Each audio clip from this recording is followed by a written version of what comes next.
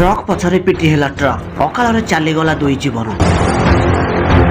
दर्शक बंधु एमती एक घटना घटी जाजपुर जिला धर्मशाला थाना निकटवर्ती देउली निकट टायर पंक्चर हो जाइथिबारु एक ट्रक रास्ता कड़े ठिया होइथिबा बेले आउ गोटे ट्रक पछरु आसी पिटी होई जिबारु दुई जनक मृत्यु होइछि। सूचना जोग्य जे भोर प्राय 5टा समय OR 14Y 4617 नंबर विशिष्ट गोटे लुआ छोटा बोझेई गाड़ी रास्ता पंक्चर होई छेड़ा होइछि। उक्त गाड़ीर ड्राइवर टायर लीक सजाउथिला। एतिक बेले पछरु OD 10K 0238 नंबर विशिष्ट आउ गोटे लुआ छोटा बोझेई ट्रक आसी हठात धक्का देइछि। फଳରେ टायर सजाउथिबा ड्राइवरଙ୍କ ଉପରେ चका चढ़ी जाई घटनास्थଳରେ ତାଙ୍କର मृत्यु होई। धक्का ଦେଇଥିବା ट्रकर काचरे लुहा रड पसी ड्राइवरଙ୍କ देहरे फुटी जाई। फଳରେ उक्त गाड़ी निया लागि जाइछि एवं ड्राइवर सेटार बाहर न पारि सेटार तांकर मृत्यु होई। स्थानीय लोकंठारु खबर पाई पुलिस और अग्निशम विभागर कर्मचारी पहुंची को आयत्त करछि। मृतदेह दुईटी को व्यवच्छेद करिया पे हॉस्पिटल को पठाई पुलिस घटनार तदंत जारी रखिछि। राज्य में चलित वर्ष बहु दुर्घटना घटुथिबार लोकमानकु सचेतन करिया शून्य मृत्यु सप्ताह पालन करा जाउछि। शून्य मृत्यु सप्ताह पालन करा जाउतिले सुद्धा दुर्घटना थमिबार ना नेउनी।